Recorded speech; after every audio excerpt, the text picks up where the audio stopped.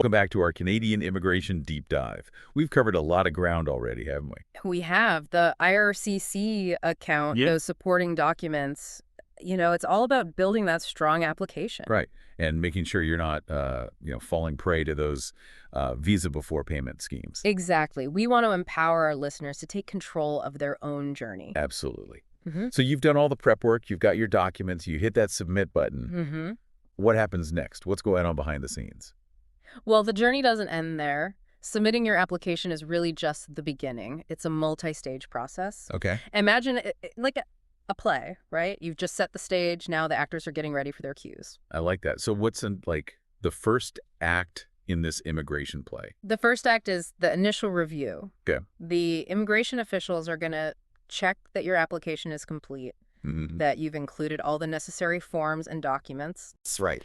and they're going to do a preliminary assessment Okay. to see if you meet the basic eligibility criteria. It's like a quality control check. So they're making sure you followed the instructions, dotted your I's, and crossed your T's. Exactly. And this is where being organized really pays off. Right. If you're missing something or something's incomplete, they might just send your application back. Oh, wow. And that means delays. It's like forgetting your lines in a play, it throws everything off. Okay, so let's say everything is in order. Mm-hmm. You pass that initial review. Mm-hmm. What happens next? Then your application moves on to the in-depth assessment stage. Mhm. This is where the immigration officials really dig in. Okay. They're going to scrutinize your documents. They're going to verify your information. They're going to look closely at your finances. They're going to evaluate your ties to your home country. Right. And that's where all those documents we talked about. Yeah. Bank statements, employment letters, proof of home ties. That's where they really, come into play. That's it.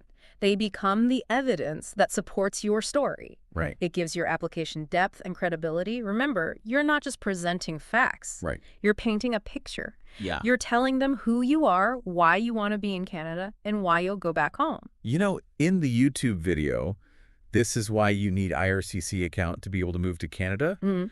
The creator mentioned something called biometrics. Yes. Can you explain what that is? Because I'm not sure our listener would know what that means. Sure. Biometrics are a pretty standard part of the Canadian immigration process. Okay. You're going to give your fingerprints and have a photograph taken. Okay. It's all about confirming your identity and making sure everything's secure. So it's kind of like an extra layer of security Yeah. to prevent fraud, making sure you are who you say you are. Exactly. Think of it like your unique signature in the digital world. Okay. You'll get a notification through your IRCC account Okay. telling you when and where to go to have your biometrics taken. It's kind of amazing how technology has really, streamlined this process. It really has.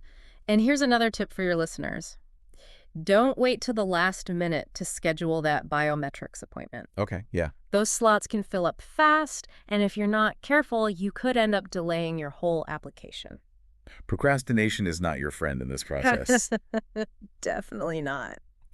Now, the video also talked about medical exams. Right. Those aren't always necessary. Okay. It depends what kind of visa you're applying for.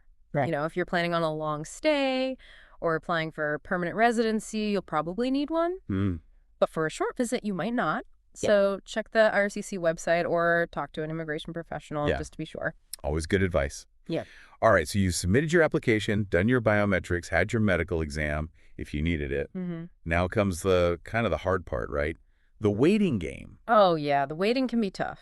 Yeah. Processing times can vary a lot depending on what visa you're applying for. How many applications are in the queue? Even the specifics of your case can make a difference. So patience is key. Absolutely. And this is where that IRCC account really comes in handy. Yeah. You can log in, track your application, see what stage it's at. Mm-hmm. You'll get updates. You can respond to any requests for information. It really helps keep you in the loop. That's great. I bet that reduces the anxiety too. It does. It's Yeah. much better than just sitting there wondering what's going on. For sure.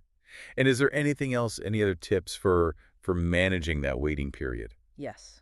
Be responsive. If they ask for more documents, send them right away. Okay. Yeah. Any delay on your end is just going to make the process take longer. Right. Right. So let's say you've been patient, responded to any requests, Mm-hmm. and then the moment of truth arrives. Yeah. the decision. Right. You're either going to get approved, refused, or maybe even invited for an interview. Okay, so let's start with the best case scenario. Okay. Approved. What happens then? Celebration time.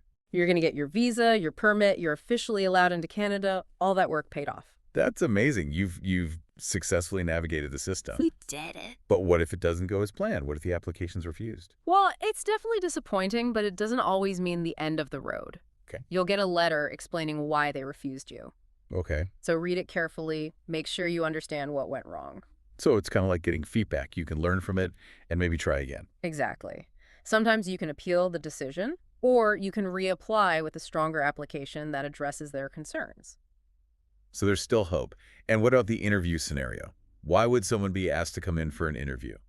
Well, usually they want to clarify some information, or maybe something in your application raised a red flag for them. Okay. Or sometimes they just want to get a better sense of who you are, as a person. Mm. It's their chance to kind of dig a little deeper, make sure everything makes sense. So it's like a face-to-face version of those supporting documents. Yeah. A chance to really bring your story to life. Exactly. So if you do get called in for an interview, make sure you prepare, be honest, and present yourself professionally. Mm-hmm. Be yourself, but, the best version of yourself. Right. So it really seems like no matter what stage of the process you're in, being informed and prepared is it's key. It really is. The Canadian immigration system, it's complex, but it's also fair. Mm-hmm. If you understand the process, you prepare well, and you present a strong, honest application, you're giving yourself the best chance. I love it. This deep dive has been so insightful. We started with that IRCC account. Yeah. We went through the whole process, submitting your application, the different stages, what to do if it's refused. Mm-hmm. It's been great. I'm glad we could cover all that, and I hope we've emphasized, how important it is to take control. Don't let anyone take advantage of you. Absolutely. So as we wrap up here, what's the one big takeaway you want to leave our listener with? The Canadian immigration process can be intimidating, but it's totally possible. Knowledge is power. Be informed, be prepared, be persistent, and you can make that Canadian dream a reality. Beautifully said. And listener, we hope you're feeling empowered and ready to take on this journey. We're rooting for you. Until next time, keep exploring, keep learning, and keep reaching for those goals.